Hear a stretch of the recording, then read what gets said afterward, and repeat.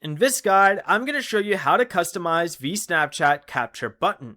This is Miguel from JustBoz, and before we get into this guide, make sure to like the video and subscribe to the channel with all notifications on for more content like this. It really does help out the channel and we'd greatly appreciate it. If you have any questions, just ask them down in the comment section below. I'm going to be doing my best to reply to every single comment down there.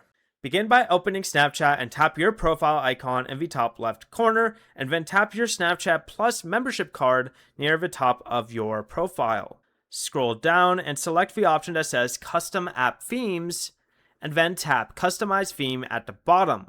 Select the Capture button and choose the style that you want to use. When you are finished, go back to the previous page and tap Apply Theme to save your changes. Before you leave, remember to like the video and subscribe to the channel with all notifications on for more content like this. It really does help out the channel and we'd greatly appreciate it. And if you did have any questions, just ask them down in the comment section below. I'm going to be doing my best to reply to every single comment down there. Peace.